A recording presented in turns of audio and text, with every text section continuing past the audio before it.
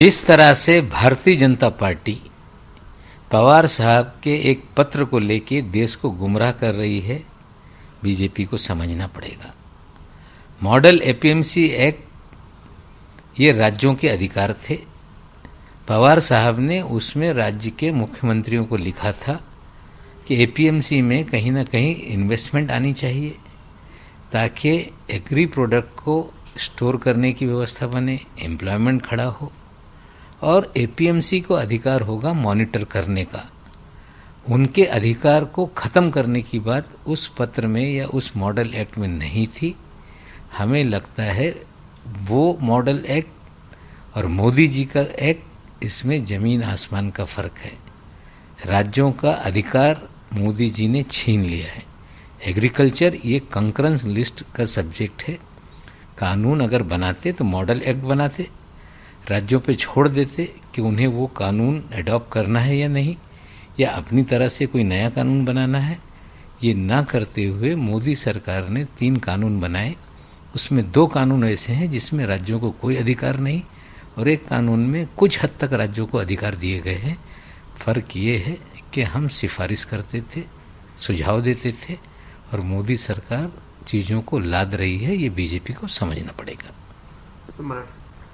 ज्या पद्धतीने भाजपचे लोक पवार साहेब कृषी मंत्री असताना यूपीएच्या काळामध्ये मुख्यमंत्र्यांनी जे पत्र लिहिलं होतं की एपीएमसीमध्ये गुंतवणूक आल्यानंतर कुठेतरी साठवण क्षमता वाढेल, रोजगार निर्मिती होईल, त्यासाठी तुमच्या राज्यामध्ये कायद्यामध्ये बदल करा।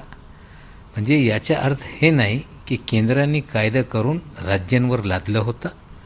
कुठेतरी मोदी साहेबांच्या कायद्यामध्ये जे 3 कायदे त्यांनी बदल केलेला आहे, 2 कायद्यामध्ये राज्यांचे अधिकारच नाही। कंकरंट लिस्टचा सब्जेक्ट असताना कुठेतरी सूचित करण्याची ऐवजी मोदी सरकार हे राज्यांवर स्वतःचे निर्णय लादण्याचं काम करत आहे।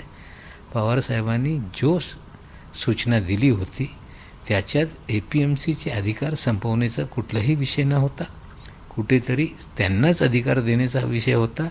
हे भाजपवाल्यांना कळलं पाहिजे।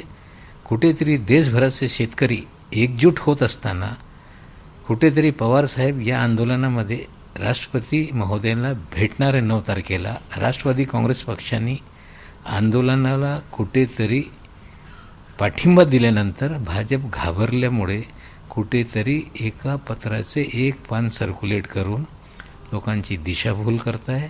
त्यांनी संपूर्ण प्रकरण तपासून सत्य काय है त्याच्यावर बोललं पाहिजे। कन्फ्यूजन करून राजकारण चालत नहीं। किसान आंदोलन को लेके राष्ट्रवादी कांग्रेस पार्टी ने भूमिका ली है कि 8 तारीख के भारत बंद को पार्टी का समर्थन है। महाराष्ट्र में तीनों दल जो सत्ता में है, तीनों लोगों ने समर्थन जाहिर किया है। हमने कार्यकर्ताओं को सूचित किया है, नेताओं को सूचित किया है कि कोरोना के जो गाइडलाइन का उल्लंघन ना करते हुए भारत बंद के किसान के आंदोलन को समर्थन में अपना समर्थन के लिए लोगों के साथ रहें और कोविड के नियमों का पालन करें। 9 तारीख को पवार साहब ने 5 बजे कुछ विरोधी पक्ष के नेताओं के एक शिष्टमंडल के साथ राष्ट्रपति महामहिम महोदय से मिलने की इच्छा जाहिर की। उन्होंने समय दिया है।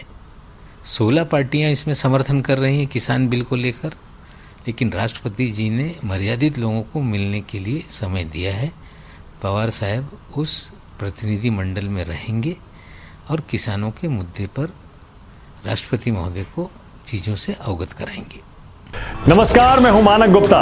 अगर आपको हमारा ये वीडियो पसंद आया हो तो इसे लाइक और शेयर जरूर करें, और हाँ, हमें सब्सक्राइब और फॉलो करना ना भूलें ताकि आप देश और दुनिया की कोई खबर मिस ना करें। तो जुड़े रहिए हमारे साथ और देखते रहिए न्यूज़ 24।